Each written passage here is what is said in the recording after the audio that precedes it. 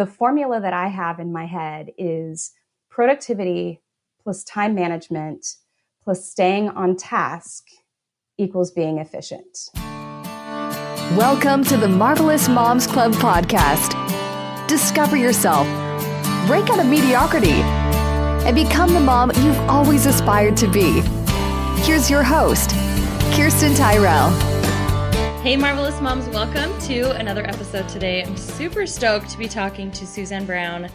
You're going to fall in love with her as you talk to her or listen to us talk over the course of this episode. Probably going to be super, super good for you to hear. We're going to talk all about Mompowerment. She's actually the author of a book called Mompowerment, which totally jives with the message here on Marvelous Moms Club. We want to have very, very empowered mothers out there. So welcome to the show, Suzanne. I'm so excited to have you. Thank you so much for having me. I'm thrilled to be here. I've been a longtime listener, so I'm excited to be sharing my own knowledge with this audience. So awesome. I love hearing that. And it's funny to hear you say longtime listener because I feel like I've been doing this for like a year. But it's been a longer journey. It's still been very short, but it's fun to have people who've been listening from the beginning because it's evolved a little bit. But anyway, enough about that. Let's talk about you. So tell everybody about your family. You have two young boys. How old are they?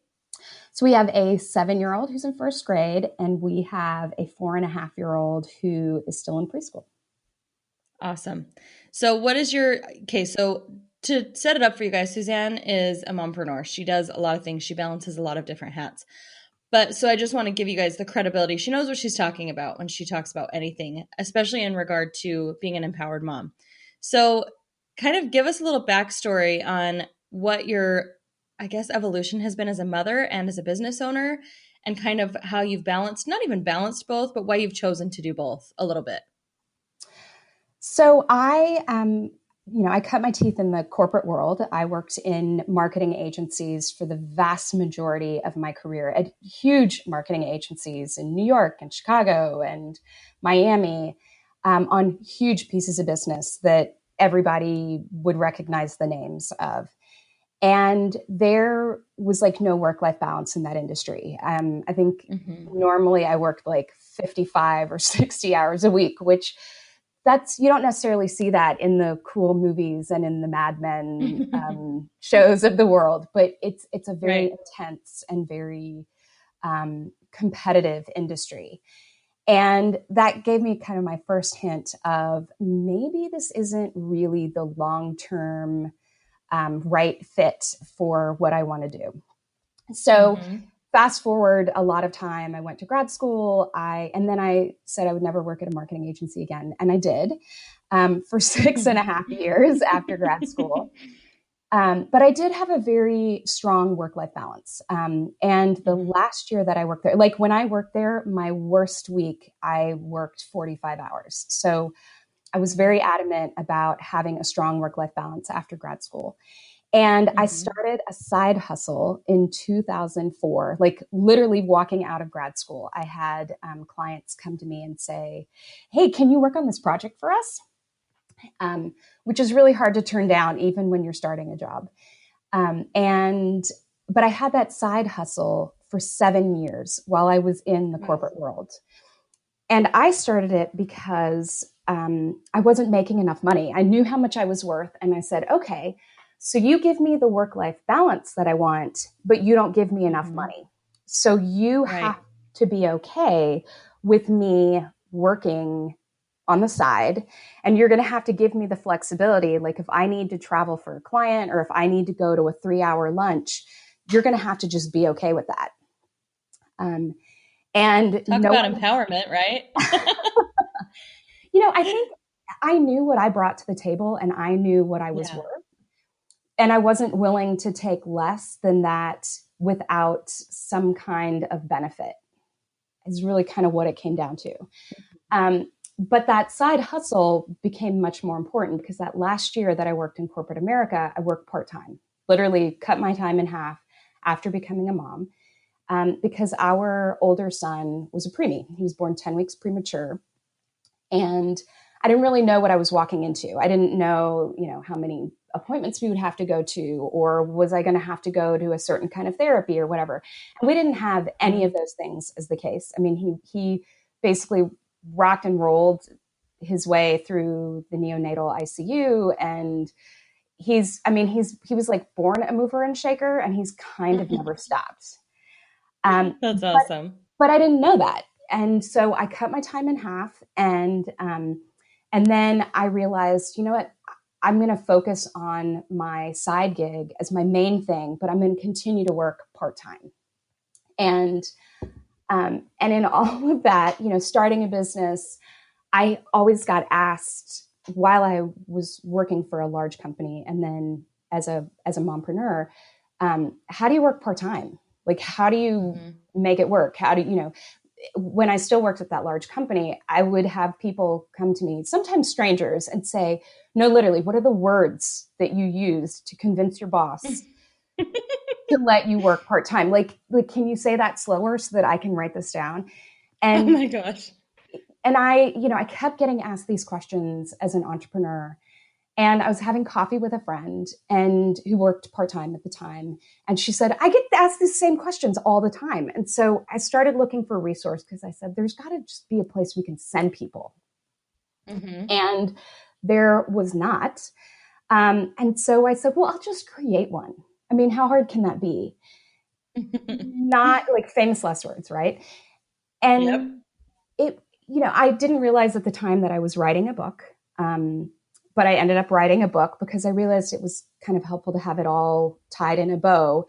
And around the same time that I was starting to work on this book, we had our younger son, so it's all kind of been molded together. That was a really long way of describing that, but it's all kind of I love that. blended. And if you would have asked me 10 years ago, are you going to be a writer and, are you going to author a book and start talking about work-life balance? I probably would have laughed in your face. But I'm literally working on my second book on work-life balance. So that's awesome. It is an important topic. And I don't think there's enough resources or information in easily to find places for working moms. That it's just, it is, you can find like little sprinkling of it around, but not in like dedicated places. Well, that's amazing. I feel like this is a question I get asked probably more than anything else, because I do have such a strong, you can't even call it a side hustle anymore. I run a really big business, right? And people on my team ask me all the time, like, what's your work-life balance? When I go speak at places, they ask me that question. And every time I'm kind of like, I don't really know how I could articulate this into a very well-wrapped message, but I know what works for me. So it's awesome that somebody like you has gone out and put it into almost like a formula, right? Like tips for actually achieving this. And this is something, even though I feel like I'm pretty good at it, something that I try and teach people is having that balance and having very intentional time and really bending time. I want to hear some of your tips, because when I read in your questionnaire that you're able to have a pretty simple flowing life, like you said, simple, easy, balanced. I love that. And I'm like, okay, what am I doing to overcomplicate? Because most days feel far from simple. They feel really big. And I think what I'm doing is I'm dedicating hours to my work, and I do stop working when work hours are done. But like in my mind, I'm still formulating ideas. I'm still like in that zone, and it's really hard to completely shut it off, which is fine because that's what makes me come alive. But what are some of your hacks for moms who, even if they work from home, that have helped you to achieve that work-life balance? So something that you mentioned literally just a minute ago of being intentional with your time, that's essentially how I look at my time. So I look at time a little bit differently than most people. I actually think about it as being efficient. And so the formula that I have in my head is productivity plus time management plus staying on task equals being efficient. I love that. So it's a little bit different than the way you normally think about it. And the example that I normally give is I try to write. So I know my my content for my blog way in advance. Like I literally plan it out like 6 months or even a whole year. And so I use batching, and we'll talk about that in a minute. But I try to do all of my blogs in a row for the month. So each blog takes me like 45 minutes, takes me about 15 minutes to adjust the content a little bit. And so that's the time management and the productivity. But if I get distracted by Facebook or, I wonder if my friend had her baby, or did my, whoever, did they said they went on this amazing vacation. I want to see those pictures. Like if I get distracted by any of those things, because let's be honest, social media can be a rabbit hole, or really any part of your business can end up being a rabbit hole if you let it. And so I have to stay on task in order to do those 3 blog posts in that 3-hour period. And I do whatever I have to do in order to make that work. And for me, there's a few different tools that I have figured out that work really well. One is that I do batch, or it's called batching or time blocking. There's a few different ways to think about it. But the idea is you do like tasks together. So I don't generally answer the phone unless it's the time of day when I am answering phone calls or making calls, or, that's when I've planned calls during my day. I don't look at my email all day long. When I'm in content mode, I'm creating content. That's all I'm doing, because you hit a groove. And totally. And most people never hit the groove if they're like jumping tasks, right? Like that's when you end your day feeling, I feel like this is most days for me because I put priority on all the things instead of like, oh, actually that is all a priority, but it won't get done if I don't do one thing at a time. And it's so much easier said than done. It's so much easier said than done. It requires a lot of discipline, right? Well, and I think it also requires a shift in how you look at your day, because and it was a tip that I learned from Laura Vanderkam, who's like a productivity and time management expert. And so I start my day out with a power hour. So drop my boys off at school. And because for me, my peak productivity is in the morning.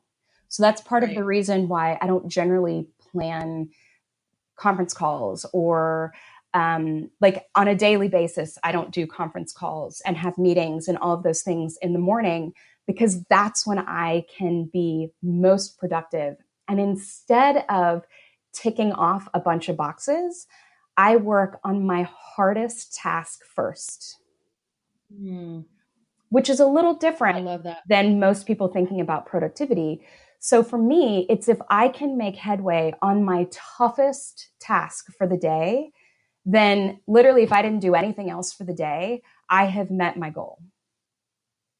Right? Yeah. And that is kind of the flip of how a lot of other people start their day, because I want to create that opportunity to make a dent in the toughest challenge and the hardest thing in working on a client's big problem that I need to be able to solve, working on building my business. That's when I work on writing, when I'm writing, so it's that biggest challenge of the day. But that way, if my child's school called and I couldn't do anything else that day, I have done what I needed to achieve. And and that power hour, I don't check email. I don't answer phone calls. I don't look at social media. Like literally, I do nothing before I work on that power hour, unless it's related to the power hour. And I prep for that the night before. So if I'm working on a PowerPoint, I will maybe put in a few titles on slides so that I know so I have an idea of what I want to work on, but I literally only spend like 10 to 15 minutes. If I need to do some research for a project, then I might grab some of the articles and literally just kind of list them on a document so that I know where to go look without having to look at them yet. Right? Or maybe I will have looked at them over the course of the previous day and I have kind of a few bullet points written out, but I haven't really developed the ideas. But so that when I hit that power hour, I am going strong instead of, okay, well, let me take a moment to organize and then let me actually get into thick of it. It's like, no, you've wasted time. And I will say, I think it's important to use that really intense time when you're most productive. And so for me, Mm-hmm. it's first thing in the morning, but you kind of need to understand your own peak productivity. Maybe it's after you've had your second cup of coffee. Maybe it's in the afternoon. Maybe it's, at 7 p.m. at night. 10 o'clock at Yeah, night. for everyone, it's a little bit different, but Yeah. you have to kind of figure that out. You got to do like a little bit of experimentation and remove all the stuff on your calendar for a day or two or three and really see like when you naturally hit your groove, Mm-hmm. and that I love that. will help you understand kind of like when are you at your peak performance for the day, and that's the time that you need to use most efficiently, because if that's the time when you have your team huddle, it is a total waste of your peak productivity, right? Yeah, you're totally right. Well, and I was just thinking, like, I think for me, because I have a business that I work from home and because I'm also a mom, I feel like I have 2 power hours or two ideal peak times. So a lot of times I feel like I've let myself get frustrated because I'm like, oh, I just want to get up and start working because I have all these ideas. But if I can funnel that energy into that power hour with the kids, that power hour with the house, like I don't know about you, but there's times before my kids have even left for school that I've already gotten all the dishes done, the kitchen's clean, the laundry started. When you're just like, okay, we're in our routine, we're in our mode, everybody's functioning at high capacity. And in the afternoon, that stuff's not going to happen. The kids aren't going to clean their rooms after school, but they will clean their rooms in the morning because they have their power hour as well. And so then I can shift into finding that ideal time, which is usually right after they're gone, because then I'm like, okay, now I get to bring all this energy and put it into my biggest project. Yeah. So I love that. And I do think you can maximize on both. So that's awesome. And I will also say this. So for some people, if you, especially for those who work from home, because I also work from home, especially if you need to do a bunch of home-based things, but you don't want to dedicate like an hour to making it happen or whatever amount of time. I don't know if you've ever talked about the Pomodoro Technique on this podcast. I don't think so. So if we have, I've forgotten. So the Pomodoro Technique is where you work for 25 minutes and then you take a 5-minute break. And most people take that break and they kind of slack off. Right. But when I use that time, if that's how I decide to use that time that day, like I can use 2 of those and unload the dishwasher. Yeah. So right. I am hitting my groove in that 25 minutes and I'm making things happen and I'm moving closer to my goals, but I'm also doing something that's home-based. Like I can stick a load of laundry in, like I can take one 5-minute break and sort through the laundry. I can take the next one and actually put like the whites in or whatever. And you keep moving closer to the home things that you need done. Because let's be honest, those don't go away when you have a business, right? Like you still have to make stuff happen in your home life. Yep. But sometimes you don't necessarily have the time to really dedicate to powering through, right? Like, especially if there's a lot of different stuff that you're trying to achieve for that day. But I think a lot of people don't necessarily use that 5-minute break wisely, so I am equally as efficient with my strategic time as I am with my break time. I love that. That is such good. That's such a good idea. And I think people just have to find what works for them, right? Some people are going to do so much better with like a complete solid hour, and others just need those breaks because they have attention or just, attention problems like I do. A little bit of age. So I love that. A little bit, just a little bit. Well, I think you're phenomenal, and I'm excited for everybody to go read your book because I think we could definitely be on here for hours talking about all the strategy, but this is a really good like appetizer where I'm like, hey, give me the book. Let's hit that up. You guys can go find it on Amazon. We will link to it in the show notes. But it is Mompowerment, and Suzanne Brown is the phenomenal author. I'm so excited to recommend this to my mascara team too because I know they're going to benefit from it. Final question that I love to ask all my amazing, marvelous moms is what makes you a marvelous mom? So I definitely thought about this question a little bit. And I think what it really comes down to is I am balanced and I am able to achieve my own personal and business goals. And I am able to be a better mom because of that. And so I love it. it's all about balance. And that's what makes Mm-hmm. me a marvelous mom, because I'm just better in all areas of my life, being able to achieve my personal goals. I love that. You are amazing. Thank you so much for coming and sharing your heart and some of your advice and tips to get everybody a little bit of a fresh perspective, because we talk a lot about balance being impossible, but it's good to hear from somebody who has actually achieved it. So I appreciate you sharing your message. It's been so great to have you. Thank you so much for having me. I hope that there were at least a few little nuggets that that For moms sure. can use, and quickly at that. So, so I Yes. loved chatting Yes. with you. Thank you. All right, guys, tune in to the next episode. Thank you again, Suzanne, and we will see you. Have a marvelous day.